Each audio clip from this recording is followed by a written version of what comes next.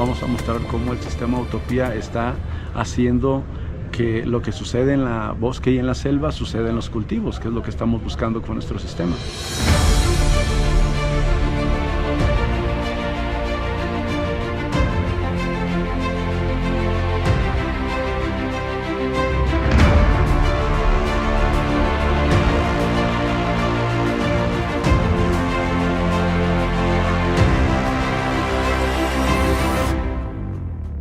Adelante.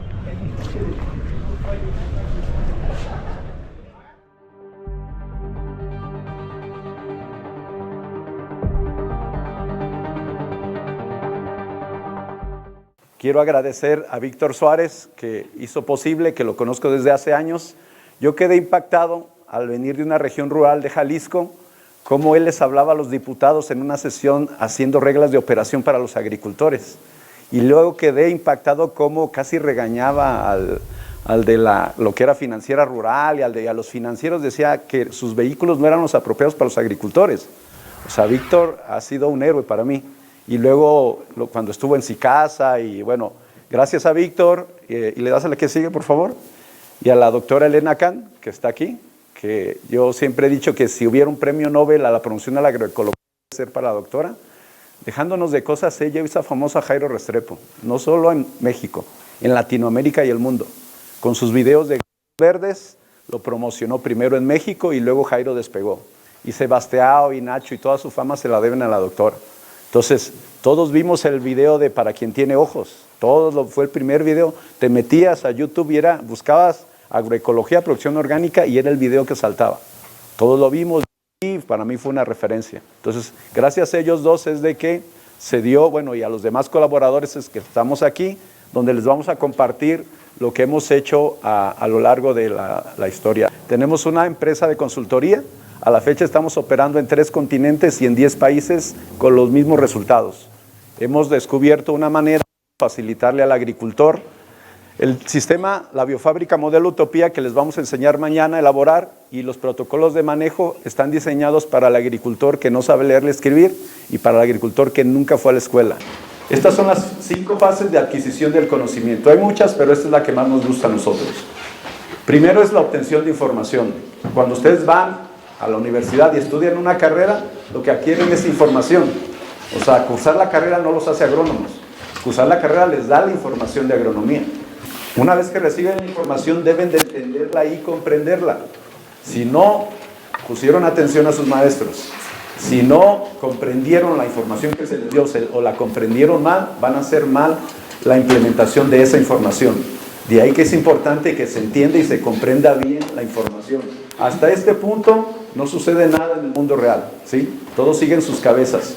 Recibieron la información en su cerebro, la comprendieron. Bueno, si nunca la llevan a la práctica, pues va a ser igual a nunca haberla recibido. Hasta el tercer paso, que es experimentación y puesto en práctica de lo aprendido, es cuando empiezan a suceder cosas en el mundo real. Miren, lo que vamos a hacer en este taller, hoy, mañana y pasado, es tratar de taladrar su mente. ¿Por qué? Porque tenemos preceptos preconcebidos. Muchas veces tenemos una mente cuadrada y queremos meter un casco redondo y no cabe. Tenemos que taladrar y redondear su cerebro nuevamente. Les vamos a mostrar principios, conceptos. Vamos a ver un análisis al microscopio electrónico, el protocolo del Dr. Quero. Les vamos a mostrar un análisis de metagenómica, que es lectura microbiológica por ADN, que es lo último que hay. Y vamos a tratar de derribar muchos mitos, muchos paradigmas, muchos conceptos que tienen ustedes en su cabeza. Su propia mente les va a tener varias trampas, ¿sí? Nuestro cerebro primitivo está diseñado para sobrevivir. Ni siquiera le interesa la verdad al cerebro. Lo que quiere es sobrevivir, es decir, no quiere gastar energía. Le gusta estar en la hamaca paseándose. El cerebro fue diseñado para eso, para mantenernos vivos. Cuando queremos aprender algo, requiere un gasto de energía alto. Y el cerebro no quiere gastar esa energía porque la energía la quiere dedicar a sobrevivir. Y va a haber una vocecita en su mente que les va a decir: hey, eso ya lo sabías. ¿Para qué lo aprendes? Un último consejo. Nos gusta Steve Bradley porque dice que la gente que más crece es la que aprende y desaprende al mismo tiempo. Ahora, con tanta información, tenemos que estar aprendiendo y desaprendiendo en todo momento, ¿sí? Cuando recibes información, aprendes. Cuando revisas la información que tenías, desaprendes. Porque la información nueva va sustituyendo a la información vieja. ¿Qué de lo que tenemos que saber? ¿Qué de lo que lo que sabemos ya es obsoleto? Ya hay conocimiento nuevo. Porque ahora el mundo está cambiando a mayor velocidad, incluida la agricultura. ¿La que sigue? Miren, vamos a revisar lo que sabíamos, ¿sí? Esta es la parte de revisión de lo que sabíamos antes. Vean, la ley del mínimo, 1873, me entiendo que todos la conocen. ¿Qué pasó? Que al barrilito le quitaron varios barrotes, ¿sí? O sea, no nos dieron el barrilito completo. Porque miren, Justin von Levitt dijo, si un factor de crecimiento es deficiente, quiero aclarar, si un factor, no elemento, si un factor de crecimiento es deficiente, el crecimiento de la planta está limitado, incluso si el resto de los factores, no de los elementos, si el resto de los factores son adecuados. O sea, cambiaron en la frase la palabra factor por elemento, y al barrilito le quitaron, lo adelgazaron y le dejaron solo los elementos que se comercializan, ¿sí? Un último consejo para abrir su mente, ¿sí? Este taladro es muy bueno, miren. 22 de enero de 2016. Como muchos han de saber, yo anduve siguiendo al doctor Quero durante más de 10 años, ¿sí? Al doctor Quero lo invitaron a estas conferencias que fueron en Villadiego, organizado por FIRA, ¿sí? El director de FIRA en 2016 dijo que revisaron todos los planes de estudio de las carreras de agronomía públicas y privadas. La Narro, Chapingo, la UNAM, la UDG, todas revisaron todos los planes de estudio de agronomía y descubrieron que tenían 40 años de atraso los planes de estudio. Eso fue 2016. Bueno, miren, se los describo, ¿sí? Los españoles fueron a ver a los holandeses hace 20 años, porque los holandeses hace 20 años ya conseguían 800 toneladas de tomate por hectárea. Los holandeses son los líderes en la producción mundial de alimentos. Cada metro cuadrado producen 80 kilos de tomate. Y bueno, fuimos a ver qué estaban haciendo, cómo lo estaban haciendo, por qué lo estaban haciendo, porque parte de la misión de Utopía es investigar a los líderes mundiales y luego lo que ellos hacen, ponerlo a la mano del agricultor que tiene una hectárea, que no tiene dinero y que vive solo por la comida. Y nos dimos cuenta que ellos se concentraron en el 95% de la planta. Porque el 95% de esos tomates es oxígeno, carbono e hidrógeno, ¿sí? Eso fue lo que hicieron los holandeses a llevarlos al primer lugar de producción de alimentos. Están fertilizando con dióxido de carbono. Haz de cuenta que le están tirando peñafiel en el riego. ¿Por qué? Porque es CO2, carbón y oxígeno. Y el carbón y el oxígeno es el 89% de las plantas. Ahí está. Normalmente estudiamos a los líderes mundiales en la producción de algo, los investigamos, los hackeamos, obtenemos su información y luego la procesamos para que el agricultor de escasos recursos pueda utilizarla en su parcela, aunque sea de 1 hectárea o media hectárea. Vean, se concentraron en la nutrición de oxígeno, carbono e hidrógeno que constituye el 95% de las plantas. Y nosotros seguimos pensando en NPK, por eso tenemos más de 50 años de atrás. Le proponen que va a gastar más, tampoco lo va a aceptar, no está dispuesto a hacer ninguna de esas dos cosas. Por eso el convencional tiene tanto éxito, es muy fácil, van, compran, aplican, listo. Y en orgánico no habíamos podido conseguir eso con estas generaciones anteriores. Ahora el sistema que tenemos es más fácil que el convencional, es más barato que el convencional y estamos cosechando más de lo que cosecha el convencional. Al final, miren, consejo, ¿quieren que la agricultura adopte técnicas agroecológicas? Aquí está la clave, en el bolsillo del agricultor. Si el agricultor con lo que hace le queda más utilidad, va a seguirlo haciendo.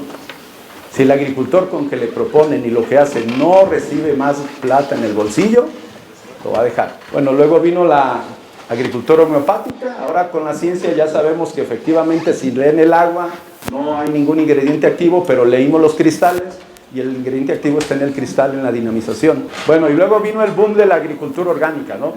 Ahora, aprovechando que está aquí la doctora, gracias a la doctora Khan y sus guerreros verdes, se hizo famoso Jairo Restrepo en México y a nivel mundial, y él promocionó Supermagro, Bokashi. Todo esto que ven ustedes, todo lo hicimos. O sea, yo lo hice todo eso. Hice 6 toneladas a pala de Bokashi. Miren, hicimos la biofábrica para que el agricultor en el momento que quiera saque su certificación orgánica, sin ninguno de estos pedos, como decimos acá. ¿sí? Sin ningún problema con la biofábrica modelo Utopía, el agricultor se certifica en el momento que quiere. Bueno, lombricultura ya es mejor todavía, ¿sí? El problema es que esto es ganadería, ¿sí? Hay que cuidarlas, hay que darles de comer, hay que darles agua, o sea, sigue siendo mucho trabajo, pero ya 3 toneladas de lombricomposta ya les da 3 o 4 toneladas de maíz, ya es menos volumen que la composta y el bocachi, pero sigue siendo mucho trabajo. Miren, un poco de cómo evolucionaron los ingredientes activos en la agricultura en las diferentes generaciones. Todo eso que les mostré, todos nosotros lo mandamos al laboratorio. Fertilab, que es al que más le tienen confianza, todo lo mandamos al laboratorio. Ven lo que pasa con los ingredientes activos en las diferentes generaciones. El carbón, que se pone de moda el biochar, siempre se pone de moda un insumo en cada época, tiene 1% de ácidos húmicos y 1% de ácidos fúlvicos. La composta, 2% de húmicos, 5% fúlvicos. Miren el estiércol, antes del compostaje, para que vean cómo se pierden ingredientes activos. Estiércol, 5% de húmicos antes del compostaje, después del compostaje 2%. Fúlvicos, 15% antes del compostaje, después del compostaje 5%. Por eso dejamos de hacer composta y por eso dejamos de hacer bocachi. Humus de lombriz, 15% de húmicos si no lo lavan, si no le están sacando el lixiviado, y 10% de fúlvicos, ya es mejor. Humus de lombriz, no lo laven, ¿sí? El líquido que sale, regrésenlo para que quede con esa concentración, si no les va a quedar muy bajito, 2 y 3%. Bueno, lo que nosotros, turba negra, 10% de húmicos, 40% de fúlvicos. Hoy por hoy, lo mejor que hay en concentración de ácidos húmicos y fúlvicos es leonardita. Ojo, no todas las leonarditas son de la misma calidad. Ese fue otro error de la agroecología. Aquí está. Es muy sencillo. ¿Por qué arcilla tiene una capacidad de intercambio catiónico más alta? Pues porque tiene más carga eléctrica negativa la arcilla. Los cationes que tienen carga positiva se adhieren por atracción magnética al suelo arcilloso. El suelo franco tiene menos carga negativa y el suelo arenoso tiene mucha menos carga. La raíz, cuando está buscando nutrientes, debe de encontrar nutrientes adheridos a los granos del suelo, como en la imagen de la izquierda extremo. Si ustedes no se aseguran que los nutrientes que están poniendo se queden adheridos al suelo donde lo están aplicando, pues eso es igual y no aplicarlos, los van a perder, se les van a lixiviar rápidamente, y cuando la raíz esté buscando nutrientes no va a encontrar nada. Miren, metagenómica es muy nuevo, o sea, la ciencia tiene 20 años apenas en el mundo, ¿sí? Pero nos dimos cuenta que la metagenómica analizaba las facultades de los microorganismos en su conjunto, no por separado, y allí es donde nos dimos cuenta que en consorcio son más fuertes que en lo individual. Miren, vamos al 5% que les interesa, donde más nos hemos enfocado. El consorcio de microorganismos, bueno, aumenta la materia orgánica, libera nitrógeno inorgánico, solubiliza fósforo, solubiliza potasio, asimila hierro, asimila y transporta zinc, asimila y transporta manganeso, equilibra el ciclo del azufre, asimila y transporta calcio, asimila cobre, asimila y transporte magnesio, asimila y transporte cloro. Nada más. Gracias al doctor Quero, análisis al microscopio electrónico. Esto es un croma científico a detalle, sabiendo cada kilo de nutriente que hay en tu suelo, incluidos los gases. O sea, esto es un croma muy superior. Aquí no hay margen de error. Sabemos exactamente cuántos kilos tenemos de cada elemento en nuestro suelo. Vean lo que hay de potasio, 37,000 kilos de potasio por hectárea. Aquí estamos poniendo 200 y 300 kilos de potasio, cuando en 40 centímetros de suelo en una hectárea hay 37,000 kilos. No están disponibles todos. Vean, allá está la columna disponible, 77 kilos. Vean, en una hectárea, en 40 centímetros de aire atmosférico, hay 3,500 kilos de nitrógeno. O sea, ya en el puro nitrógeno atmosférico hay todo el nitrógeno que necesita su cultivo. El detalle es de que tenemos que tener las condiciones para ese nitrógeno atmosférico sea asimilable. Miren, gracias a nuestro amigo Daniel, nos lo puso más clarito. Carbón, ahí está, 44%. Casi la mitad de la planta es carbón y oxígeno. Oxígeno en azul, 45%. Hidrógeno, 6.3%. Nitrógeno, miren, en una hojita cabe el NPK y los micros. La mayor parte de la planta es oxígeno, carbón e hidrógeno. Nitrógeno 1.3, silicio 1.2, potasio 0.9 y todos los demás. Miren, esto ya lo habían hecho hace 1300 años los mayas. O sea, no estamos descubriendo el hilo negro. Miren, al lado de la milpa está lo que consideramos que es una rana o una tortuga, ¿sí? Ese es el mural rojo. Pero miren, donde llega el tallo de la milpa y ya es el suelo, vean cómo dibujaron muchos animalitos pequeñitos. Microbiología diversa. Eso tiene 1300 años pintado. Este es un programa para la WWF que hicimos el año pasado en 8 municipios, en 32 comunidades diferentes. Todos los agricultores, todos cosecharon 3 y 4 mazorcas. Todos es todos. 32 comunidades diferentes. Miren el suelo. Sobre el suelo de piedra de la península, con la biofábrica Modelo Utopía, sin agroquímicos. Es lo que le dimos a la planta. Oxígeno, carbono e hidrógeno. Con eso se incrementa la productividad. Este es el lema de la consultoría. Está comprobado que aerodinámicamente el abejorro no puede volar por su peso, tamaño y cuerpo. Pero él no lo sabe. O sea, el abejorro humilla a toda la comunidad científica cuando vuela, porque va en contra de todo lo que dice la ciencia. No es que la ciencia esté equivocada, es que aún no hemos descubierto cuál es el mecanismo mediante el cual el abejorro es capaz de volar. Así hay mucho conocimiento que no está descubierto. En 10 años, probablemente esto que les estoy diciendo va a ser obsoleto. Va a haber nuevo conocimiento, van a haber nuevas técnicas y vamos a ser más productivos. Pero si no nos actualizamos, si no desaprendemos y seguimos con lo que conocemos grabado en piedra, no vamos a adquirir nuevos conocimientos, no vamos a evolucionar y no vamos a llegar a estos niveles de rendimiento.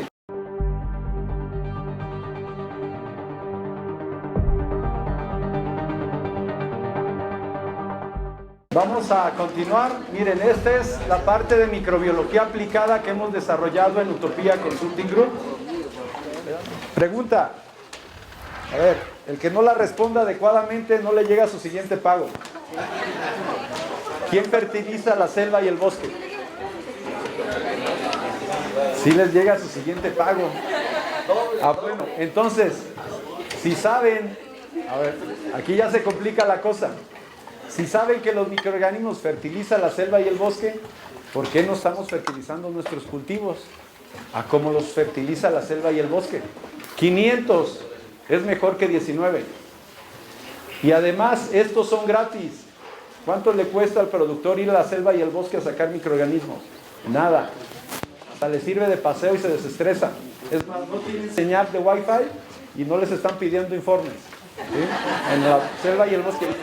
Miren, algunas limitaciones de los cultivos de Petri, de las cajas de Petri, que es el cultivo normal. No todos los microorganismos se pueden cultivar. Los de vida libre, al separarse del consorcio, se mueren. Es decir, hay microorganismos que nunca los va a poder vender la agroindustria, porque se mueren, no saben vivir solos, solo saben vivir en consorcio. El cultivo artificial puro priva a los microbios de interacciones con otras especies, es decir, cuando están en el consorcio hay interacciones entre ellos, que los hace más fuertes y les da más facultades. Al separarlos y cultivarlos en lo individual pierden facultades y pierden fuerza. Esto significa que los genotipos y fenotipos de los microbios en cajas de Petri son muy probablemente diferentes a los que se encuentran en la naturaleza. Una micorriza de cultivo de Petri muy probablemente es muy diferente a la micorriza de la naturaleza. ¿Sí? National Research Council, 2007. Esto es muy nuevo. Metagenómica es lo último que hay en ciencia microbiológica. Ahí se debilita, porque se le priva de las interacciones con el resto de la microbiología de la selva y el bosque. Por eso es que estos son más débiles. Nosotros ya no cultivamos microorganismos débiles. ¿Por qué? Porque si se debilita y ustedes quieren que se encargue de un superpatógeno que se hizo más fuerte con las aplicaciones de agroquímicos, pues obviamente por eso nunca han podido vencerlos. Ponen un insecticida, sobrevive el 5% de la población, matan al 95%. Y ese que sobrevivió se hace resistente al insecticida que aplicaron. Bueno, esa es tal vez una de las cientos de funciones que tienen los microorganismos, quitar nitrógeno del aire. Yo sé que ustedes son expertos en eso, pero no está de más repasarlo. El 78% del aire atmosférico es nitrógeno. O sea, en el aire está todo el nitrógeno que necesitan. ¿Por qué creen que en la selva y el bosque no ocupan ni un gramo de urea? Porque, ¿qué es lo que hacen? Por lo que ve a nutrición. ¿Qué hace el consorcio microbiológico? Libera nitrógeno inorgánico, solubiliza fósforo, solubiliza potasio, asimila hierro, asimila y transporta zinc, asimila y transporta magnesio, equilibra el ciclo del azufre, asimila y transporta calcio, asimila cobre, asimila y transporta magnesio, asimila y transporta cloro. Lo hacen cuando ustedes llevan la estación 2 y 5 al suelo, lo hacen 24 horas al día, 365 días del año.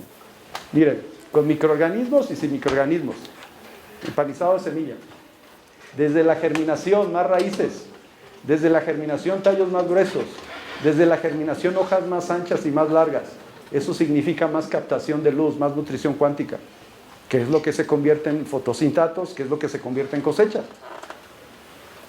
El empanizado corrige cualquier deficiencia de la semilla, lo vamos a ver un poco más adelante a fondo, pero miren, esa es una siembra manual, a piquete, ¿sí?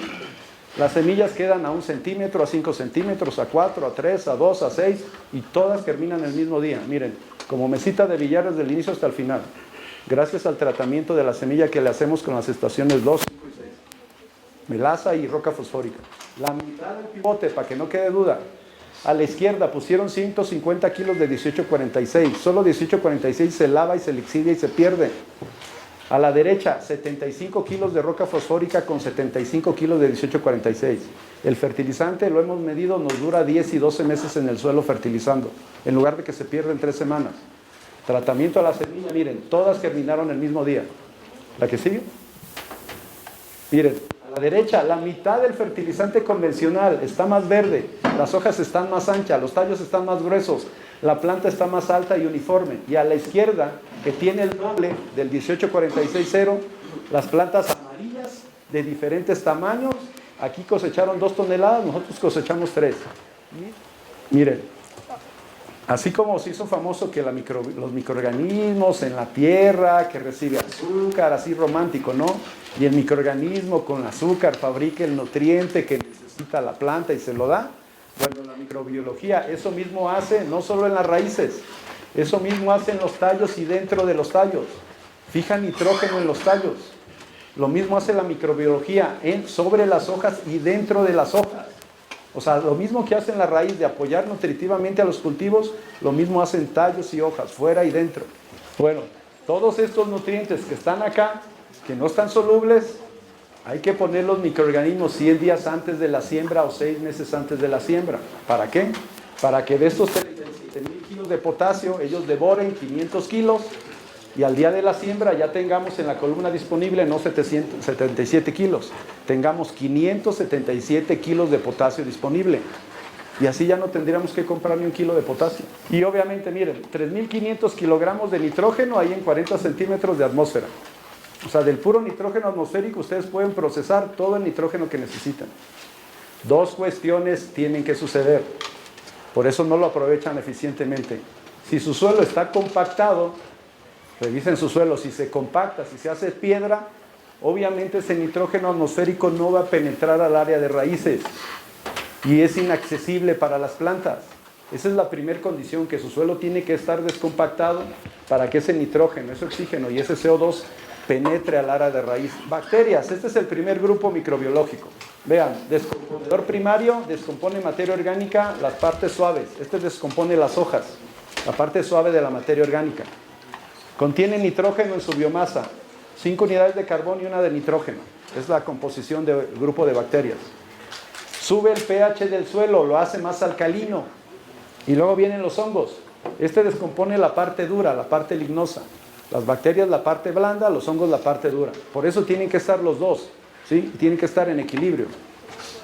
Su relación carbono-nitrógeno es 20 de carbón por 1 de nitrógeno. Este baja el pH del suelo y lo hace más ácido. Luego vienen los protozoarios. Este se alimenta de bacterias y de otros protozoarios y suelta nutrientes en el proceso.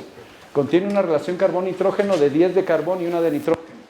El movimiento de estos organismos crea microtúneles en el suelo. Así como las lombrices se mueven y crean túneles, los protozoarios a nivel microscópico se están moviendo en el suelo y creando microtúneles.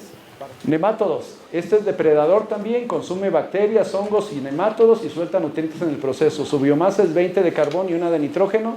Otra vez, el movimiento de estos organismos crea macrotúneles en el suelo. Todos los microorganismos tienen movilidad y todos están creando túneles en el suelo para que no se compacten. Y luego este es el último grupo de la cadena microbiológica trófica, antrópodos. Estos defibrilan la materia para hacerla más disponible, se alimenta de los anteriores microorganismos. Su biomasa es de 100 unidades de carbón y 1 de nitrógeno, y otra vez el movimiento de estos organismos ayuda a mezclar el aire y el suelo. Si se fijan, todos los microorganismos tienen facultades y hacen un efecto de descompactación en el suelo. Entonces, la bacteria tiene 5 unidades de carbono y 1 de nitrógeno, primario. Hongos, 20 de carbono y 1 de nitrógeno, primario. Ya depredador, protozoario, ya es depredador, se alimenta de bacterias. Necesita 10 unidades de carbono y 1 de nitrógeno. ¿Cuántas bacterias se tiene que comer para tener sus 10 unidades de carbono? ¿Cuántas? 2. ¿Estamos de acuerdo? La bacteria tiene 5 de carbón, necesita comerse 2 bacterias para que el nematodo complete sus 10 de carbón. ¿Estamos de acuerdo hasta ahí? Pero vean cuánto necesita de nitrógeno, 1. ¿Sí? Sobra 1 de nitrógeno que se libera como fertilizante para las plantas. Imagínense eso multiplicando por miles de millones. Siempre que el protozoario se está alimentando de bacterias, se está liberando nitrógeno para que la selva y el bosque se fertilicen. ¿Entendimos esta parte? Son puras matemáticas. Ahora vamos al nemátodo. Necesita 20 de carbono y 1 de nitrógeno. ¿Cuántas bacterias se tiene que devorar para obtener sus 20 de carbono? 4. ¿Y cuántas de nitrógeno sobran cuando se alimentan? Esas 3 van como fertilizante a las plantas. Cada que se alimenta el nemátodo está liberando nitrógeno para las plantas. O sea, no todo es fijación atmosférica. La cadena trófica aporta la mayoría de los nutrientes de la selva y el bosque. Vamos al antrópodo. Necesita 100 unidades de carbono y 1 de nitrógeno. ¿Cuántas bacterias se tiene que comer para satisfacer sus 100 de carbono? 20. ¿Y cuántas sobran de nitrógeno? Sobran 19 de nitrógeno que van a formar parte de la nutrición de la selva y el bosque. Composición elemental de una bacteria. ¿Sí? ¿Qué es lo que contiene el cuerpo de una bacteria? Lo que a ustedes les interesa. Eso por lo que se les ve el sueño, eso que es el 5% de una planta. Carbón, 50%. ¿Ven por qué se aumenta la materia orgánica rápida en el suelo? Porque cada cadáver que queda del cultivo microbiológico en el suelo, la mitad es materia orgánica, es carbón. La mitad de su cadáver aporta carbón al suelo. Además de la materia orgánica que descompusieron, que son malas hierbas, que son restos de cosecha, que son podas. O sea, no solo eso incrementa la materia orgánica en el suelo. Los cadáveres, vía microbiología, es lo que más incrementa la materia orgánica en el suelo. ¿Qué más contiene su cuerpo? 20% de oxígeno. Vean, carbono y oxígeno, los elementos más importantes en una planta. Té aeróbico, lixiviado y té anaeróbico. Vamos a ver el té aeróbico y anaeróbico, ¿sí? Bacterias activas en el té aeróbico 97.3. Sin oxígeno, cultivo sin oxígeno, té anaeróbico 10.8. O sea, en presencia de oxígeno se reproducen 10 veces más. O sea, nada más tenemos 10 veces más población cuando le damos oxígeno al cultivo. Luego, hongos activos, vean, aeróbico 19.5. Anaeróbico 0.05. Los hongos necesitan oxígeno para reproducirse. Y acuérdense que uno hace su suelo más alcalino y otro más ácido. Si no tienen el equilibrio del desarrollo de hongos y bacterias, su suelo no va a ir a la neutralidad. Va a ir a la acidez o va a ir a la alcalinidad. O sea, están aplicando su biol para desequilibrar su pH en el suelo. Porque deben de estar ambos para mantener el pH neutro. Entonces, ¿cuándo queremos que trabajen? Cuando ya llegaron a la mayoría de edad y antes de los 60, antes de que AMLO se ocupe de ellos. Bueno, ahora Claudia, ¿no? Entonces, ¿cuál es ese momento? Les tengo malas noticias, dale a la que sigue. Es a los 8 días de la reproducción. Ustedes lo activan. El día 8º es el mejor día para que apliquen los microorganismos. Es el primer mejor día. El segundo mejor día es el día 9. O sea, una semana después de que estuvo listo su reproducción es cuando van a tener el máximo de beneficio. Por mucho un mes. Y vemos violes de 3 meses, de 5 meses, de 1 año, o sea, ya puros cadáveres. Entonces, con glifosato o cualquier herbicida, con microbiología, ¿qué quieren que pase en sus cultivos? ¿Lo del lado izquierdo o lo del lado derecho? Al revés. Cuando aplican herbicida, la hierba se momifica y no se descompone. ¿Qué pasa? Este carbón, hidrógeno y oxígeno no regresa al suelo. Esta energía no regresa al suelo. Esta materia orgánica no regresa al suelo y su suelo está cada vez más pobre. Y luego se preguntan por qué les cuesta cada vez más producir lo mismo. Porque rompieron el ciclo virtuoso de la naturaleza de reciclamiento y retorno de nutrientes al suelo.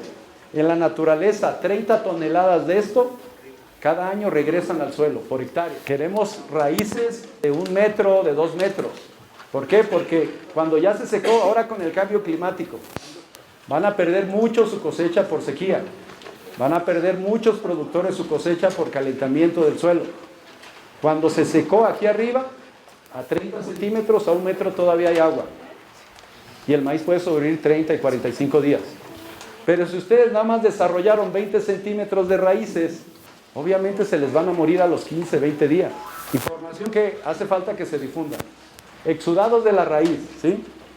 La liberación de los exudados de la raíz son el equivalente a 1.5 toneladas de carbón. Eso gasta en carbón la raíz por exudar para alimentarse. Estos exudados la planta los emplea en la elaboración y absorción de su nutrición. Algunos de ellos son, esto tiene que fabricar la planta y exudarlo por la raíz para alimentarse. Vean qué es lo que tiene que fabricar, aminoácidos. Si los microorganismos fabrican los aminoácidos, la planta ya no tiene que fabricarlos. Y ya no gasta energía en fabricar esos aminoácidos. Y ese ahorro de la planta lo dirige a mayor producción. Vean por qué es importante que haya microorganismos en la raíz. Y luego, ácidos orgánicos, azúcares, vitaminas, purinas y nucleótidos, enzimas, iones inorgánicos y moléculas gaseosas. Todos esos, cuando hay microbiología en el suelo, los fabrican los microorganismos. Miren, acuérdense que en nuestros talleres es ver para creer, ¿sí? No crean lo que les diga. A lo mejor los estoy cuenteando. Cuando hagan su cultivo de microorganismos, pónganle un fierro oxidado y dejan otro de testigo afuera. Así se ve a los 5 días. Se comen el fierro. Se comen el fierro, lo que latizan y lo dejan como quelato de hierro en el viol, cargado de energía. Y llevamos microorganismos especializados en solubilizar y quelatar hierro. Eso hacemos en la estación 2. Bueno, la otra ventaja de tener microbiología en el suelo es que las hifas de los hongos hacen que se conecte la comunicación entre las plantas. Y cuando una plaga llega a una planta, esta le comunica a esta quién lo está atacando. Y esta empieza a defenderse antes de que llegue la plaga. Por eso en la selva y el bosque las plagas no crecen. Las plantas se defienden, se comunican entre ellas y para que se defiendan antes de que la plaga llegue a comer en las plantas.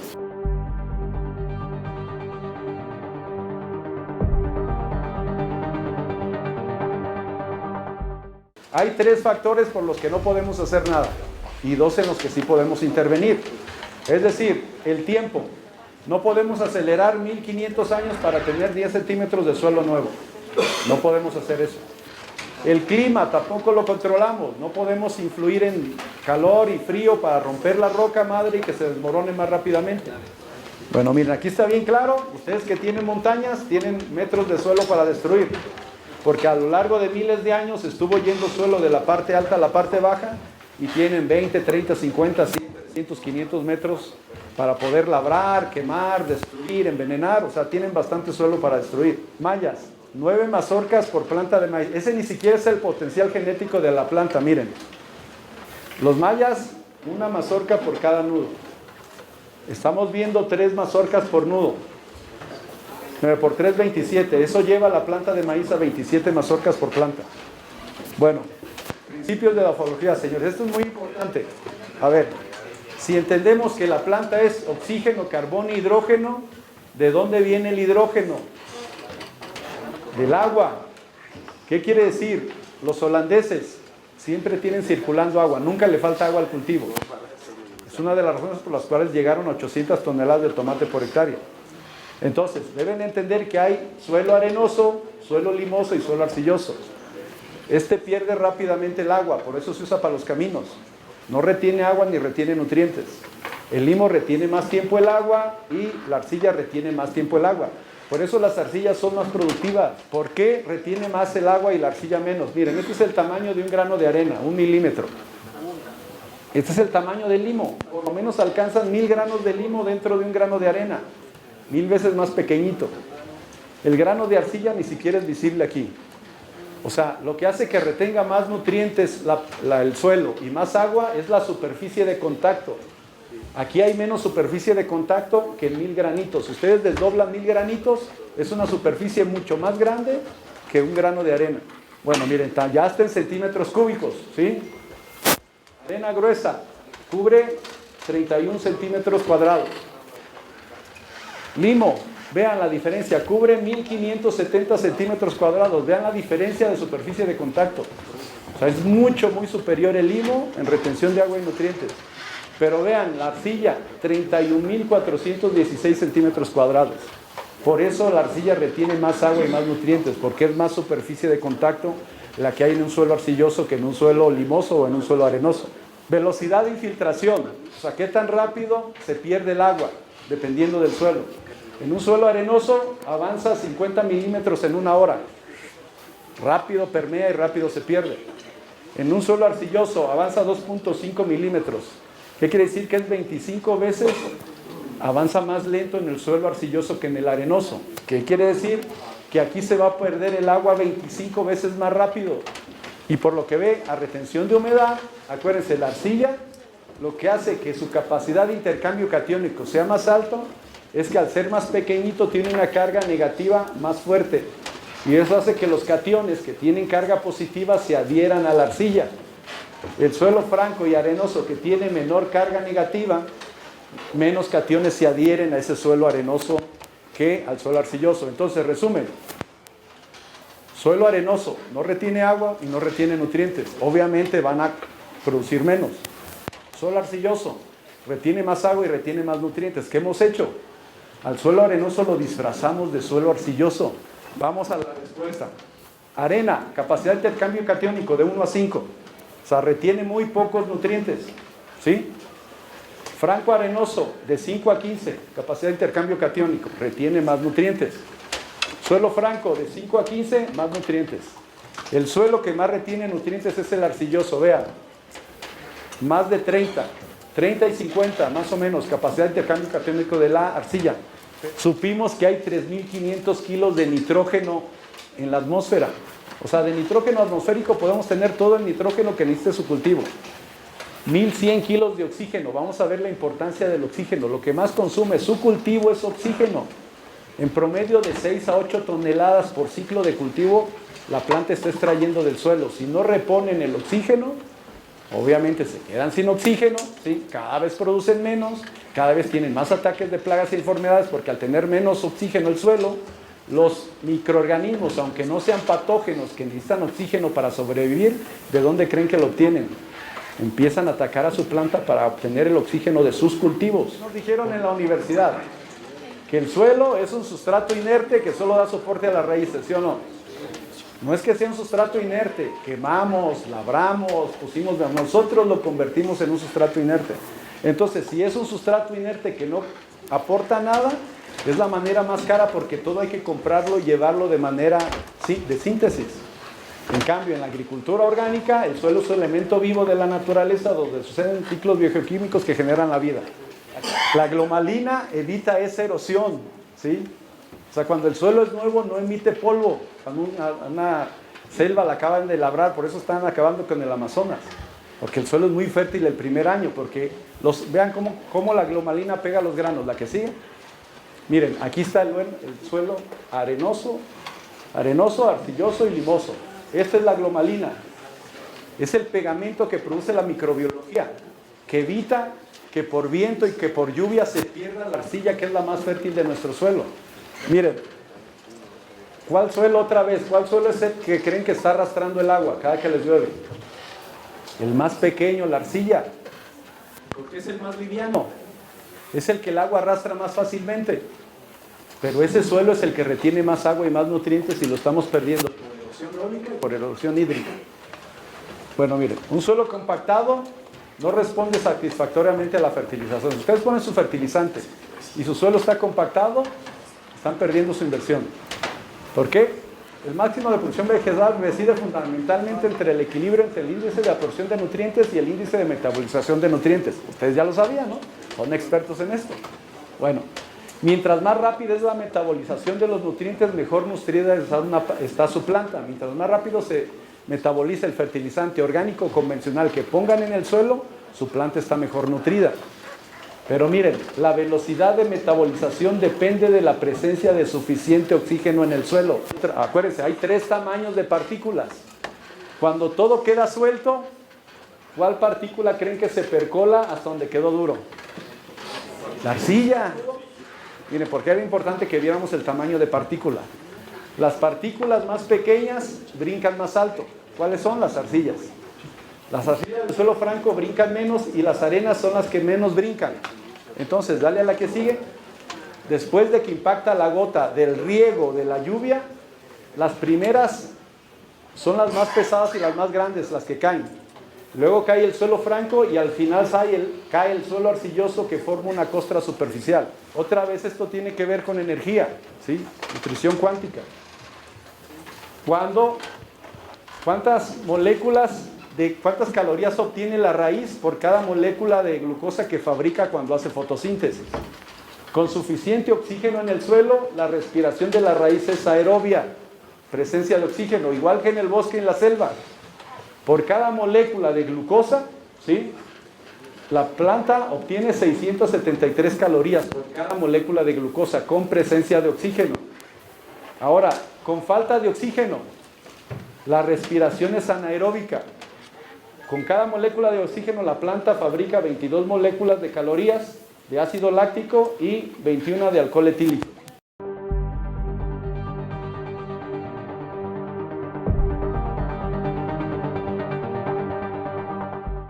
Ok, la vida secreta de las plantas, muchachos. Esto está muy interesante. Aquí vamos a romper otras conexiones sinápticas, ¿sí? La que sigue. Para que ustedes tengan éxito, no solo en agroecología, en cualquier cultivo, tienen que dejar de ver a las plantas como simples entes inanimados. Y tienen que entender que una planta es un ente vivo, que siente, tiene nuestros 5 sentidos y tiene 15 sentidos más la planta. Las plantas sienten dolor en cuanto las muerden. Miren, el insecto muerde y la planta empieza a reaccionar electroquímicamente para defenderse. Lo siento, las lechugas sienten dolor cuando las muerden, ¿sí? La que sigue, miren, el siguiente está más claro. Aquí otra vez, miren, en cuanto muerde el insecto, vean que la planta se empieza a defender. Siente la mordida, siente el dolor, empieza a reaccionar electroquímicamente para defenderse del insecto que la está dañando. Para los que piensan que hay grandes diferencias, la molécula de sangre, la molécula de clorofila, que es la sangre de las plantas. Efectivamente, nosotros tenemos fierro, pero son las mismas uniones de nitrógeno, la de nuestra sangre y la de la clorofila. Las uniones de carbón de arriba son exactamente idénticas en la sangre y en la clorofila de las plantas. Solo tenemos pequeñas diferencias en la parte baja. O sea, nuestra sangre es muy parecida a la sangre de las plantas, que es la clorofila que sube por el xilema y el floema. Miren, más similitudes. La huella de carbón y un corte transversal en una madera. Ahí está la historia del árbol, como está la historia en nuestra huella digital. O sea, somos más parecidos de lo que creemos, solo que pues, nuestro ego nos hace creer que somos entes superiores. ¿Cómo se produce su cosecha? Ustedes son expertos, esto ya lo saben, ¿no? 6 moléculas de dióxido de carbono necesitan 12 moléculas de agua. Por eso es tan importante que su suelo no se seque.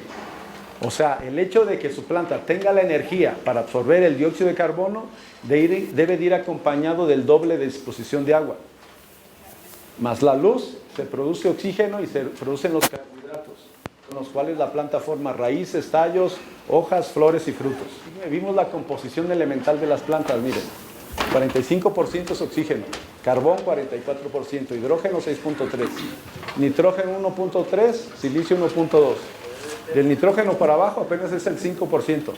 Vean, carbón, el 52% del grano es carbón, todavía más. Oxígeno, 46%. Entre el oxígeno y el carbón ya tenemos el 98% de la cosecha del maíz. Y el resto de los elementos, el 2%, potasio, fósforo, magnesio, azufre. Para que vean la importancia del carbón y del oxígeno. Nada más es el 98% de la cosecha quienes están en maíz. Un kilogramo, ¿cuántos kilogramos por tonelada de maíz? La franja maicera de Illinois, el referente a nivel mundial de producción de maíz. Dicen que para producir una tonelada de maíz, ¿cuántos kilos se necesitan de nitrógeno? Inclusive está cuánto se necesita para el grano y cuánto para la paja. 13.8 kilos de nitrógeno para una tonelada de maíz y 10 kilos de nitrógeno para la paja. En total se requieren 23 kilos para producir una tonelada de maíz. ¿Sí? El paper ahí está. Illinois, la referencia mundial. Ok. Fósforo, Se requieren para grano y paja 9.5 kilos de fósforo para una tonelada de grano. ¿Estamos bien? ¿Vamos entendiéndolo? Eso es lo que he manejado durante años. Son los mismos números de la agroindustria, del convencional. ¿Esto qué quiere decir? Vamos a apelar a su mente analítica, por favor. Activen su mente analítica, su mente lógica, ¿sí? Se necesitan 23 kilos de nitrógeno para producir una tonelada. Entonces, el nitrógeno es el 2.3%, ¿sí o no? 23 kilos para 1000 kilos. Eso es 2.3%. Y luego, 9.5 kilos de fósforo para la misma tonelada, eso apenas es el 0.95. ¿Sí o no? Estamos pensando lógicamente, ¿no? Se necesitan 16.8 kilos de potasio para la misma tonelada, es 1.6%. Si sumamos 2.3 de nitrógeno, 0.95 y 1.6 de NPK, apenas es el 4.85%. Lo mismo que nos dijo el microscopio electrónico. Pero piensen, y el otro 95.15%, miren, esto es Sinaloa, ¿sí? 16 toneladas cosechamos, ese es don Miguel Avendaño. De las 480 kilos que nos recomendó Yara, nosotros nada más pusimos 137. De las 196 kilos de fósforo que nos estaba recomendando Yara, nosotros pusimos 86. Vean el extremo. De los 440 kilos de potasio que nos recomendamos, pusimos 25 nada más. Y llegamos a 16 toneladas por hectárea. Cebada, trigo, avena, carbón, 48%. Oxígeno, 43%. Magnesio, 0.75. Silicio, 2.48. Fósforo, 3.5. Otra vez, miren, oxígeno y carbón. Estamos hablando prácticamente del 91%. Sistema digestivo. Ahí está la boca de las plantas. Está absorbiendo, efectivamente, nutrientes, está absorbiendo agua y está absorbiendo energía. Su suelo tiene que tener electrones para que la planta tenga más energía para absorber más luz solar. Cuando la planta siente frío, gasta esos fotosintatos para sobrevivir al frío. Resultado, cosechan menos. Cuando la planta siente calor, gasta esos fotosintatos para sobrevivir al calor. Resultado, cosechamos menos. Por eso ¿por qué creen que los holandeses está a 27 grados día y noche?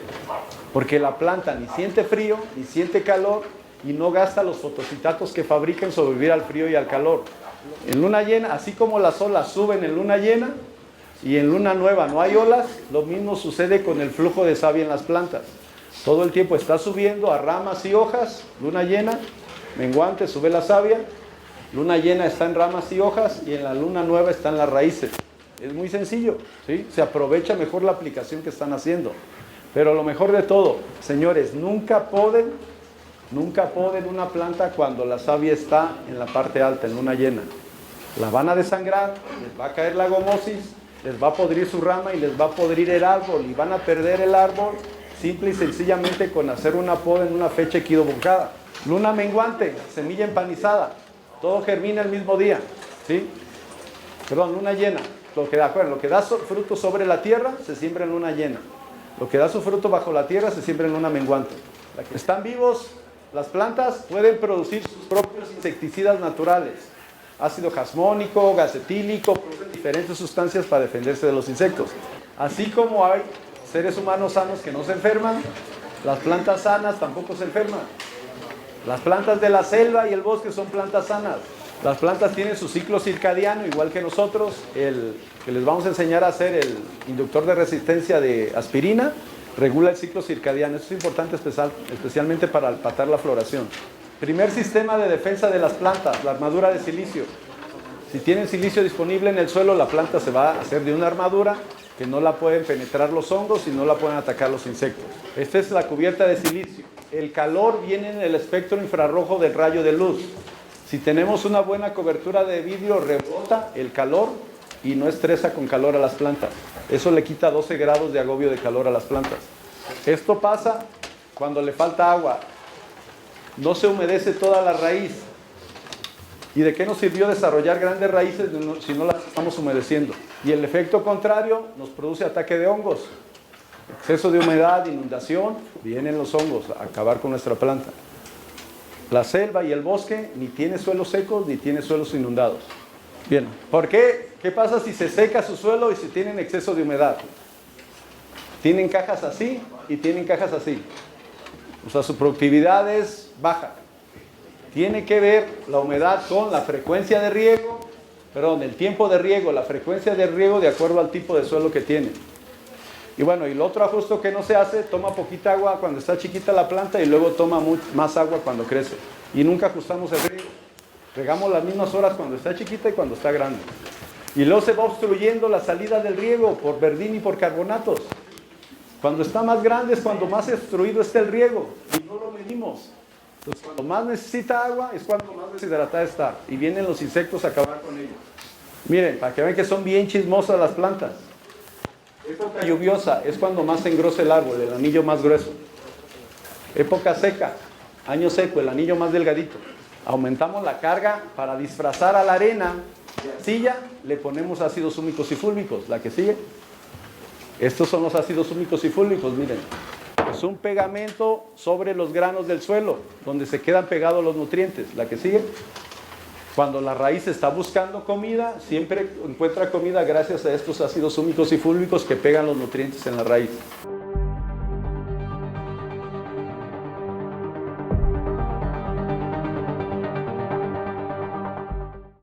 Miren, acuérdense que al barrilito le quitaron el calor, le quitaron la luz, le quitaron el agua, dejaron esto, le quitaron oxígeno, le quitaron CO2, le quitaron condiciones del suelo y otros factores, o sea, lo adelgazaron. Lo adelgazaron para dejar únicamente los elementos que nos venden, ¿sí? Si lo más importante es oxígeno, carbono e hidrógeno, debemos de investigar cómo es que la planta obtiene el 45% de oxígeno, cómo la planta obtiene el 44% de carbón y cómo la planta obtiene el 6.3% de hidrógeno. Porque eso es más importante que el 5% de NPK y micro. ¿Sigue? ¿Qué es lo más importante? Miren, ahí está. Si el 52% es carbón y el 46% es oxígeno, pues nos pusimos a investigar cómo obtiene ese carbón y ese oxígeno la planta. O sea, cómo hacemos más eficiente la fotosíntesis. Cómo absorbe más metros cúbicos de dióxido de carbono. La que sigue. 12.48 toneladas es carbón, 11.4 es oxígeno. NPK y micro ni siquiera llega a media tonelada. Siembran su semilla. La mojan, ¿sí? La dejan que germine 1 y 2 centímetros, la meten debajo de su cama y se va a morir. Así tenga la mejor genética, el mejor riego, la mejor fertilización, sin luz, la planta se muere. La nutrición más importante en un cultivo es la lumínica, la nutrición cuántica. La molécula de agua se divide para obtener la energía del hidrógeno, por eso es tan importante el agua, ¿sí? Debe de haber manganeso reducido. La nutrición foliar de manganeso no es como nutriente, es el estímulo para crear la enzima que divide la molécula de agua que extrae la energía. Miren, ¿por qué los holandeses tienen sus focos azules y rojos? Y nosotros por eso pusimos LED rojos y azules aquí en el contenedor cerrado. Porque eso ustedes son expertos, ¿no? Ya lo saben. La clorofila A y la clorofila B absorben más luz en el espectro azul y en el espectro rojo. Es cuando absorbe más cuantos de luz la planta. Y por eso nosotros tenemos lo mismo en los contenedores. Por la misma razón, luz azul y roja. Porque las hojas absorben más cuantos de luz, desarrollan más rápido. Luz, más energía, más metros cúbicos de dióxido de carbono. Pero acuérdense, para ambos procesos se ocupa agua. O sea, pueden tener la mejor luz del mundo. Si no tienen agua, no se va a aprovechar. Por eso es tan importante que mantengan su suelo hidratado siempre. Estructura química de los carbohidratos. Después de la fotosíntesis lo que queda son carbohidratos en la planta. ¿Dónde está el NPK y los micros? ¿Qué tenemos? Carbón, hidrógeno y oxígeno. ¿Y por qué los hemos ignorado tanto? Si es lo más importante en el desarrollo del vegetal. Si se pone descolorido como arriba, váyanse de vacaciones, no van a cosechar. ¿Sí? O sea, ustedes pueden saber desde antes cómo va a venir su cosecha.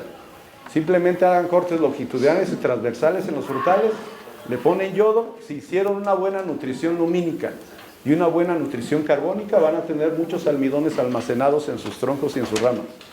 ¿Por qué creen que los holandeses están fertilizando con CO2? Porque lo saben. Saben que la clave está en el carbón y en el oxígeno. Por eso están fertilizando con CO2 líquido, por eso llegaron a ese nivel de productividad. Nutrición de hidrógeno, agua. ¿Por qué es tan importante que no le falte el agua a su cultivo? La que sigue, porque aporta el hidrógeno necesario. Miren, acuérdense, se ocupa el doble de moléculas de agua por cada molécula de CO2. El vecino en Sinaloa, miren, se inundó 30 días, se perdió toda el agua, 380 milímetros.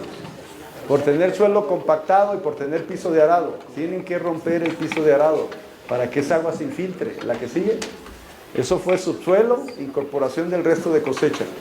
Permitió que el agua se infiltrara, el resto de cosecha que aumentó la materia orgánica atrapó el agua como una esponja.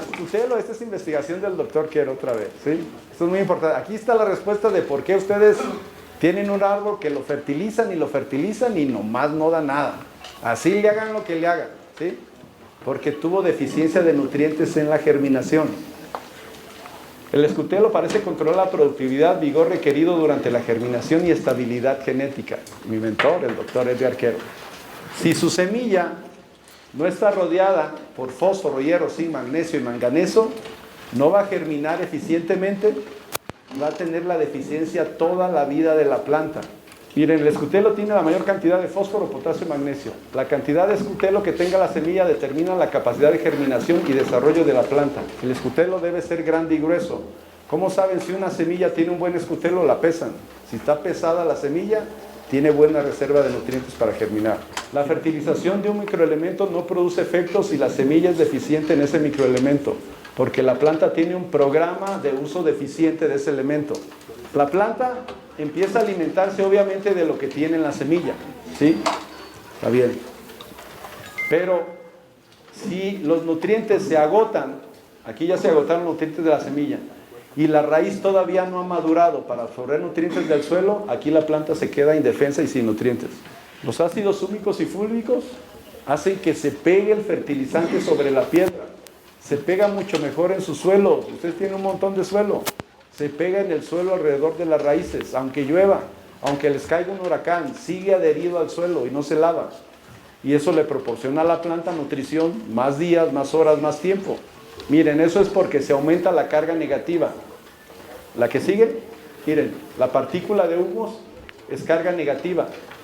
Conseguimos este efecto. Si no usan estación 6, lo que están poniendo lo están perdiendo por lixiviación. Usando la estación 6 es pegamento sobre los granos del suelo para que se queden adheridos los nutrientes alrededor de las raíces. La que sigue. Con eso conseguimos que cuando la raíz está explorando en busca de comida, siempre tiene nutrientes y hace el intercambio catiónico y hace la nutrición eficiente.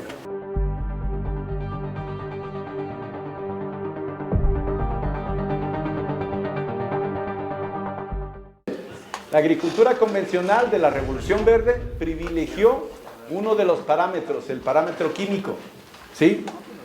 Lo peor de todo es de que solo resolvió 6 aspectos del aspecto químico. Ustedes mandan a hacer un análisis y les dan pH, conductividad eléctrica, materia orgánica, capacidad de intercambio catiónico, densidad aparente y contenidos minerales. 6 aspectos químicos, vean, de 15 aspectos que deberíamos de estar observando. O sea, ni siquiera estamos cumpliendo con los 15 aspectos químicos. Solo estamos analizando 6 de los 15. Estamos cortos. Y además hay 14 aspectos físicos. Si están produciendo abajo del trópico de Cáncer y arriba del trópico de Capricornio, están en una zona tropical. Su temperatura es más alta que arriba del trópico de Cáncer y abajo del trópico de Capricornio. O sea, si ustedes están abajo del trópico de Cáncer y arriba del trópico de Capricornio, no deberían de estar haciendo lo que hace Estados Unidos, Europa, China y Argentina. Miren, vamos a ver cómo afecta la temperatura al rendimiento de unos cultivos, ¿sí? Un ejemplo, arroz. Temperatura óptima 25 grados, máxima 36. Vean, si se sube en cultivos de arroz a 32 grados, acuérdense, es el límite. Se cae de un rendimiento de 7.6 a 2.9. Solo con incremento a la temperatura. Misma semilla, misma fertilización, mismo riego. Miren, aquí está. Sinaloa. Otoño-invierno. Tiene 2 ciclos Sinaloa. Uno frío, otoño-invierno, y uno caliente, primavera-verano. En el de otoño-invierno, temperatura promedio son 25 grados. Primavera-verano está 32, muy cerca del límite de la productividad. Temperatura mínima 11 grados. En el otoño-invierno, en primavera, verano 24 grados. Vean las diferencias de temperatura. Temperatura máxima 30 grados, el año pasado se subieron a 40 en Sinaloa, que no habían llegado antes. El promedio en Sinaloa, primavera, verano, fueron 6 toneladas por hectárea. Hay que reconocer que los del Faro son buenos, sacaron 7. Nosotros sacamos 8.7 en el suelo arenoso y 11 en el suelo arcilloso. Y vean, y las unidades que pusimos, ahí está. Nitrógeno, ahí están las fertilizaciones que hicimos. Total, pusimos 173 unidades de nitrógeno. Abajo, más de la mitad de lo que recomienda la agroindustria. Fósforo, 29 kilos. Potasio, 28 kilos. Diferencias, señores. Diferencias entre clima tropical y clima templado. Este es el clima templado, aquel es el clima tropical. O sea, este es el clima de Guanajuato, aquel es el clima de Campeche. Son muy diferentes. El clima templado es más superficial. El clima tropical es más profundo. En 10 centímetros de Guanajuato, de suelo de Guanajuato, hay los nutrientes que en 1 metro de suelo de Campeche. O sea, tiene más nutrientes en menos superficie el suelo de clima templado que el suelo de clima tropical. Elevada capacidad de intercambio catiónico. Tienen más materia orgánica, son suelos más oscuros, más negros, retienen más nutrientes. Clima tropical, baja capacidad de intercambio catiónico. El clima tropical retiene menos los nutrientes. ¿A qué sigue? Miren, suelo de clima templado, suelo de clima tropical, ¿en qué se parecen? Mucha humificación, mucha materia orgánica, suelo negro, estructurado, no se desmenuza, no se compacta. Así hasta yo. En Guanajuato es para que estuvieran a 30 y 40 toneladas por hectárea, pero en convencional están topados en 15 y 18. Miren, se los pusimos en un mapa para más facilidad, ¿sí? El Chernozem, el dorado de la agricultura. ¿Por qué creen que Ucrania es lo que es en producción de grano? Tiran la semilla de maíz, no le echan nada y producen 12 toneladas. Ucrania, Guanajuato, ¿sí? Está bien fácil ahí. Deberían de estar en 20, en 30 toneladas de maíz. Pero como lo destruyen, lo envenenan, lo queman, o sea, le hacen todo eso que les dijeron que hicieran, pues su suelo cada vez está más pobre y cada vez les cuesta más conservar la fertilidad. Vean, ¿cómo obtiene más energía su planta? Con suelo descompactado, donde hay una respiración aeróbica, obtiene 673 calorías. Suelo compactado, sin oxígeno, respiración anaeróbica, 43 calorías. Miren, zonas templadas, temperatura promedio de 9 a 15 grados. Obviamente ellos trabajan con suelos desnudos porque quieren subir esa temperatura a 24 a 27. Pero miren, Colombia en Venezuela, 24 a 30 grados, 23 a 28 grados. ¿Qué pasa cuando las plantas se estresan por calor? Ya son expertos ustedes, ¿no? Bueno, seguimos el bachillerato. Estamos tratando de entrar a la licenciatura. Ocurre cuando las altas temperaturas exceden el rango óptimo para su crecimiento y desarrollo. Vean lo que pasa, provoca la reducción de la fotosíntesis. Si baja la fotosíntesis, bajan los fotosintatos, bajan los azúcares y almidones y hay menos cosecha y menos calidad en la cosecha. Producen más porque cuando tiene frío, o sea, la temperatura no es tan alta, la producción de fotosíntesis es baja, pero el gasto de fotosintatos también es bajo. Los que sufren más son los que están en climas tropicales, porque miren, esta es la mejor fotosíntesis, 27 grados, pero después de 32 ya bajó la fotosíntesis, pero vean cómo aumentó la respiración, el consumo de fotosintatos. Miren, este esquema está bien sencillo que lo entiendan. La planta, para no deshidratarse, su sistema de defensa es cerrar el estoma, para no perder agua. Pero ¿qué creen? Por ese mismo estoma se alimenta de CO2. Al cerrar el estoma, efectivamente ya no se deshidrata, pero ya no absorbe dióxido de carbono. Y sin dióxido de carbono no va a ser productivo su cultivo. Miren, si disminuye la fotosíntesis manda, como vimos en el video, savia elaborada y energía a la raíz, para que la raíz sea eficiente absorbiendo agua y nutrientes y energía y suba savia elaborada, ¿sí? Lo que pasa arriba afecta a lo que pasa abajo. Y al aumentar la temperatura, aumenta la respiración, aumenta el gasto de energía. Al tener menos energía, su planta cosechan menos ustedes. Con el aumento de las temperaturas tienen que tener una buena reserva de agua. ¿Ya vieron lo importante que es? Pues ahora que hay temperaturas más altas, hay más deshidratación, esa agua tiene que reponerla a la planta.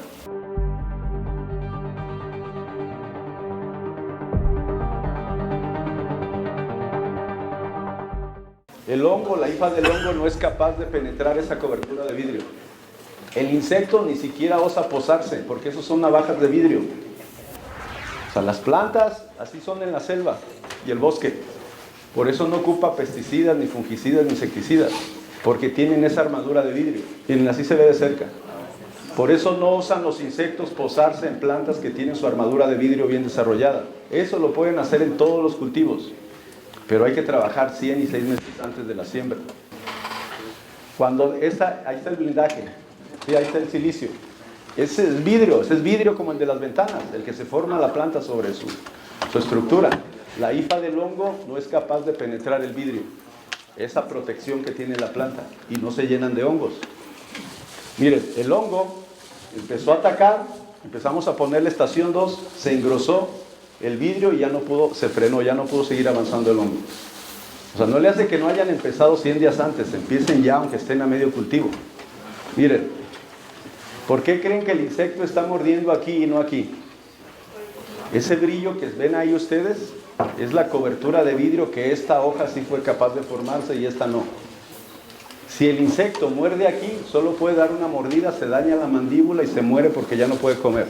Miren, la misma planta, vean cómo estaba dañada por hongos, las hojas de abajo. Las hojas nuevas, ya con la aplicación de la estación 2, 5 y 6, vinieron con una cobertura de vidrio más gruesa. El hongo no fue capaz de pasar de aquí a aquí. Imagina, tenemos un producto que la mata en 5 minutos, la hoja se limpia, empieza a absorber luz y las hojas nuevas salen totalmente limpias con una armadura de vidrio más gruesa. Cuando el insecto muerde, en una cobertura de vidrio gruesa, se daña la mandíbula y ya no puede seguir comiendo, se muere de hambre el insecto. ¿La que sí? Así se tienen que ver sus tallos, ¿sí? Cubiertos de vidrio con navajas de vidrio. Ningún insecto osa posarse sobre ese tallo. Por consiguiente, no tienen daños de insectos. Miren, las hojas anteriores dañadas por insectos, las nuevas hojas, vean el tamaño. Son paneles solares más grandes y más brillosos, que captan más luz. Y además esa cobertura de vidrio divide el rayo de luz, como los cristales de los holandeses. Y vean cómo se engrosa el tallo. Vean el grueso de tallo que traía y el nuevo grueso de tallo. Obviamente este tallo más grueso fabrica más fotosintatos. Bueno, lo otro que hace el silicio es que le quita 12 grados de frío y 12 grados de calor a los que se preocupan para las heladas. Y ahora con el cambio climático, con temperaturas más altas, necesitamos tener esa armadura de vidrio. ¿A que sigue? O sea, puede congelarse su planta, ¿sí? Estar bajo cero y no se muere. Dice la literatura agronómica que a cero se mueren las plantas, ¿sí o no? Eso nos enseñaron. ¿Por qué? Bueno, y en temperatura, los que estamos en calor, le quita 12 grados de temperatura. Si estamos a 40, la planta siente que está a 28. Sigue haciendo fotosíntesis. ¿La que sigue? ¿Por qué? Porque esta cobertura de vidrio refleja el infrarrojo del rayo del sol, que es el que trae el calor, le quita el agobio de calor a la planta y la planta no siente el calor. Miren, Sonora, para los que están en Sonora, se están cocinando los chiles antes de cosecharlos. Las temperaturas han llegado a un punto que no habían llegado, pero más que en temperatura, esto es daño por infrarrojo y ultravioleta. Está viniendo en mayor intensidad. Con una cobertura de silicio gruesa, no los daña el infrarrojo y no los daña el ultravioleta. Y no tienen que estar perdiendo sus cosechas por daño de infrarrojo y ultravioleta. Bueno, y el beneficio que aprendimos de los holandeses, ¿no? Recuerden que cuando un rayo de luz pasa sobre un cristal, un vidrio, que esto no es más que silicio, se divide el rayo de luz. Y las plantas que son capaces de sentir cada color, el color rojo y el azul la hace que capte más cuantos de luz. Más fotosíntesis, más fotosintatos, más cosecha. Roca fosfórica, magnesita y zeolita, todas tienen silicio. La que tiene más silicio es la zeolita, pero la magnesita tiene silicio y la roca fosfórica tiene silicio. Y además del silicio tienen todos esos elementos. Por eso es la combinación que recomendamos y que ponemos en la estación 5. En la estación 5 estamos haciendo soluble el silicio de las rocas. Cuando aplicamos estación 5, estamos aplicando silicio de alta asimilación, que es lo que nos da ese resultado en hojas.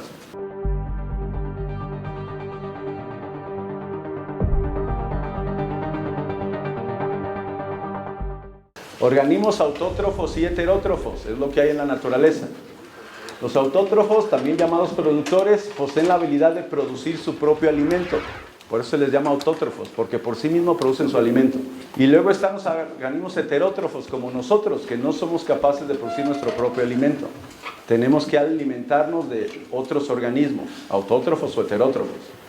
Heterótrofos, también llamados consumidores, pues obtienen la energía de sus actividades metabólicas del consumo de plantas y organismos autótrofos, de los de arriba. Somos incapaces de producir nuestro propio alimento. Ejemplo, animales. ¿Y saben quién más son heterótrofos? Plagas y enfermedades. Entonces tenemos que plantas, algas, estos producen sus propios alimentos. ¿Y quién no produce sus propios alimentos? ¿Qué necesitamos? Carbohidratos, proteínas, grasas. Los animales, los protozoarios, los hongos, las bacterias, los insectos, la fitóctora, la mosquita blanca, el fusarium, todos son heterótrofos. No producen su propio alimento. Tienen que alimentarse de quién creen, de los autótrofos, de sus plantas, sus cultivos. Entonces, la ruta de la alimentación, los organismos heterótrofos no podrán sobrevivir sin los organismos autótrofos. Bueno, esa es otra cosa. Ya no quieren tener gusanos ni mosquitas blancas, maten su planta. Listo. No va a tener que comer, pero ustedes no van a cosechar nada. Siempre deben tener sus plantas bien hidratadas. Verano, acuérdense, ataque de insectos. Lluvias, ataque de hongos. Tenemos 2 periodos por lo menos en el año. En lugar de una cintilla en suelos arenosos, 3 cintillas. ¿Sí? En suelos arcillosos sí se pueden dar el lujo de una sola cintilla, porque va a expandir el bulbo de agua y va a mojar toda la cama. Plantas deshidratadas, llega el cogollero a hacer fiesta. Porque si estuviera hidratada la planta, vean cómo está seco el suelo. Si estuviera hidratada la planta, nada más puede dar 2 mordidas, el gusano cogollero se empanza de agua y no puede seguir comiendo. Y el efecto contrario, el exceso de humedad, atrae a los hongos. ¿Sí? Resulta que tenemos piso de arado a 20 centímetros, el suelo compactado y la costra superficial. Se van a inundar, se van a encharcar porque son impermeables, no permiten que el agua infiltre. Fusarium, 3 metros de lluvia por año. Los surcos, miren aquí, los surcos que estaban en pendiente, que estaban desplazando, los que tenían un buen desplazamiento de agua, no tenían fusarium. Los que no tenían canales de desplazamiento, de exceso de humedad, llenos de fusarium. ¿Cuál era el problema? Pues el exceso de humedad. Pasó el huracán Norma, nos dejó 380 milímetros de lluvia que nosotros infiltramos y retuvimos. Todo el mundo estaba preocupado porque las presas no tenían agua. Don Miguel Avendaño no dio ningún riego porque teníamos toda el agua almacenada abajo, 3,5 toneladas de frijol. El mejor fungicida hasta hoy, caldo bordelés. Bueno, como ese hongo crece muy rápido, lo que hicimos fue mezclar caldo bordelés con un fungicida convencional y en un día lo paró. O sea, no se hagan los valientes. Si ya tienen un ataque de hongo muy intenso, no le estén tirando caldo bordelés. O sea, hay un punto en donde ya no puede más el bordelés. Le ponen un fungicida convencional y el caldo bordelés golpea el hongo, el convencional termina de matarlo. En 1 o 2 días detienen cualquier ataque de hongos. Gelatando el mineral. Ustedes ponen, acuérdense, nosotros teníamos que resolver el problema de sobre la piedra darle de comer a la raíz. Entonces tenía que caer el nutriente y ser absorbido inmediatamente por la raíz. Eso lo conseguimos con la quelatación de minerales. ¿Qué quelatamos? Pues 45 minerales nada más. Quelatamos los 45, eso resuelve cualquier deficiencia de cualquier cultivo en cualquier etapa de desarrollo. Si se fijan, es más fácil. ¿Qué contiene la roca fosfórica que nosotros usamos? Ahí está, fósforo 31, pero miren, calcio 43. Y además 4.3 de carbón, 3.5 de nitrógeno, 10% de silicio, 3.2 de aluminio, 0.9 de hierro, 0.5 de sodio, 0.04 de magnesio, 0.06 de potasio, 0.08 de azufre y 0.36 de magnesio y zinc. Cuando ponen roca fosfórica en la estación 5, todos esos elementos se quelatan y quedan de rápida asimilación para cualquier cultivo. Gracias a la carga negativa de los ácidos húmicos y fúlmicos, la que sigue. Esta carga negativa de la partícula de humus es el pegamento que se adhiere a los granos del suelo y que deja atrapados a los cationes que tienen carga positiva y que por atracción magnética los hacen que se pegue a la partícula de humus y que se pegue al suelo.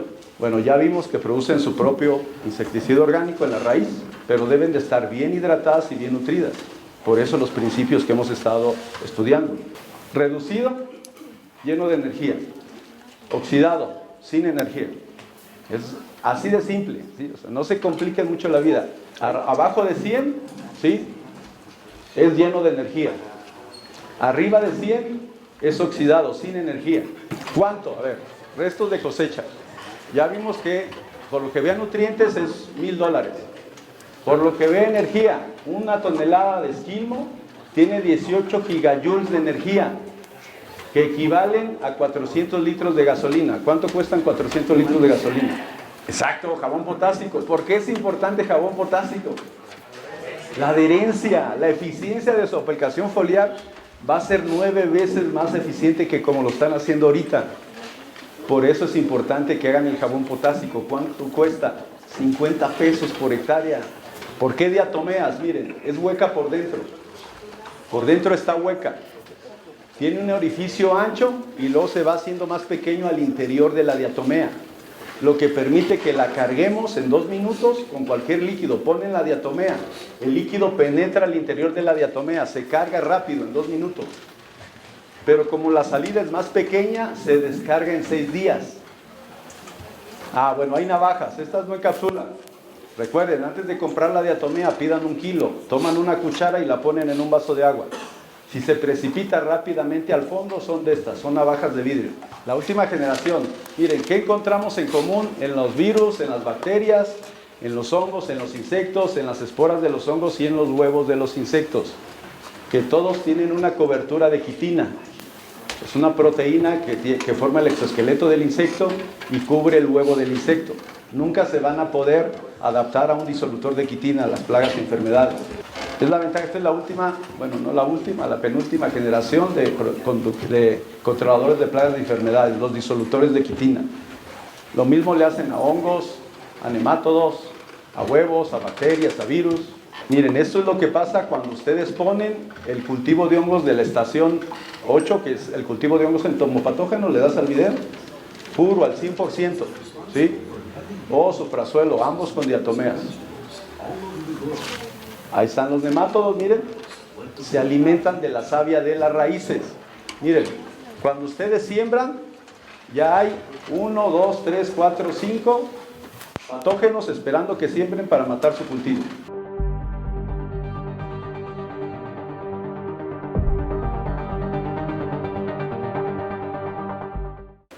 De ahí que en Utopía Consulting Group, para que no se pierdan, desarrollamos una hoja de ruta, que es el protocolo de manejo. Un protocolo es la mejor manera de hacer algo en determinada área. Paso número 1, tienen que, toda la materia orgánica del resto de su cosecha o la hierba, tienen que picarla si pueden, bañarla de microorganismos e incorporarla al suelo. Les enseño un video, miren. ¿Por qué es mejor si la pican?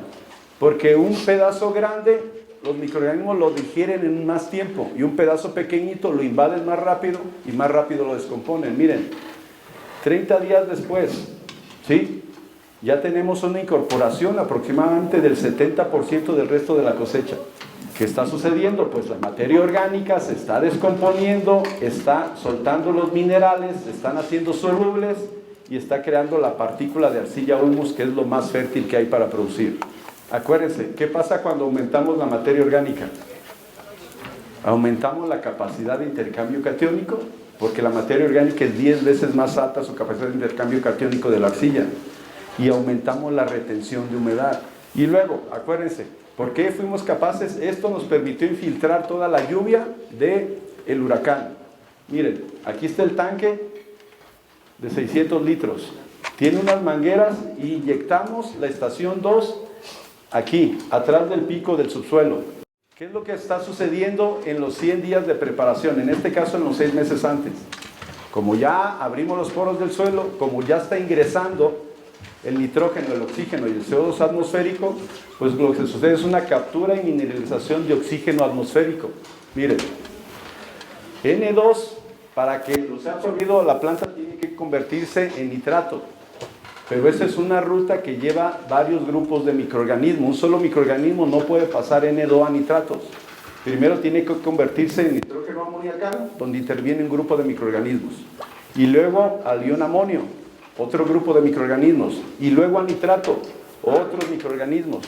Y luego perdón, primero a nitrito y luego a nitrato. Hasta acá es aprovechable por las plantas.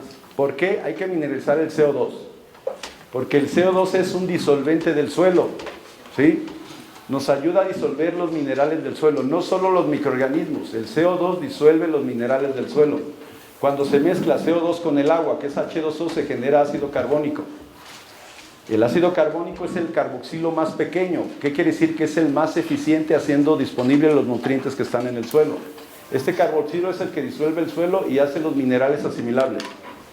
Acuérdense, siempre que hagan la estación 2 y 4, metan el fierro oxidado. Esto que le hicieron al hierro, le hacen a todos los nutrientes, a todos los minerales que están en su suelo. Lo devoran, lo quelatan y lo dejan en el subiol como un nutriente de rápida asimilación. 3.500 kilos por hectárea hay de nitrógeno. Solo en el nitrógeno atmosférico ya tienen todo el nitrógeno que necesitan. ¿Para qué compran nitrógeno? Miren, al aumentar el carbón del suelo, aumenta la retención de humedad. Nuestras plantas nunca se deshidrataron, porque eso fue temporal, no es riego. Condiciones necesarias para que los microorganismos prosperen. Aquí está la respuesta por qué ponen subiol y no pasa nada. Para mantener una microvida activa en todo el suelo y evitar que prevalezca un solo microorganismo, se necesita que prevalezcan los patógenos. ¿Qué es lo que se necesita? Materia orgánica. Miren, roca fosfórica. Aquí está el manganeso que necesita la microbiología, el calcio y el fósforo. Lo mismo, estamos convirtiendo las malas hierbas en proteína. Carne, leche, huevo, o sea, toda la mala hierba se puede convertir en proteína. Bueno, mira, ¿cuánto están perdiendo? Esto es Gragueda Cabrera, Guanajuato, el mejor suelo de México, el Chernozem de México, ¿sí? Esto, en la materia orgánica estaba en 8%. Este es parte de otro taller. Pero miren, nosotros hacemos soluciones, hacemos 132 más microelementos, 50% de nitrógeno más hierro, zinc, magnesio, manganeso, junto con el nitrógeno. Hacemos soluciones fosforadas con microelementos y hacemos soluciones potásicas. O sea, ya ven que ayer les dijimos que tengan subiol de fósforo, subiol de magnesio, para hacer combinaciones como más les conviene. ¿Queremos esto? No el resto. Queremos la mayor concentración. Aumenta obviamente, más ácidos húmicos y fúlmicos, aumenta más la capacidad de intercambio catiónico. ¿Por qué? Y es lo que le gusta a la doctora Khan. ¿Por qué deben de pasar de convencional a orgánico? ¿Y por qué el pasto que le estamos dando al ganado tiene así de gordo el ganado? Porque ve, un tomate orgánico tiene 1938 miliequivalentes de hierro. Un tomate orgánico. Un tomate convencional tiene 1. ¿Cómo van a estar mejor nutridos ustedes? ¿Con un tomate orgánico o con un tomate convencional? Miren, aquí está la respuesta del mal del puerco, que nos da después de comer. No solo, acuérdense, no solo son nutrientes lo que contienen las plantas, también es energía. Gracias a la cámara Kirtland nos dimos cuenta que el brócoli, los haces de energía son más largos, el brócoli orgánico, y el brócoli convencional, la energía es como 10 veces menor. Bueno, la parte ambiental. Cuando ustedes queman, por hectárea emiten 6 toneladas de CO2. Cuando rastrean y aran, emiten otras 5 toneladas de CO2. El quema de diésel del tractor, por cada pase es 1.6 toneladas de CO2 lo que se emite a la atmósfera. Listo. Descansamos.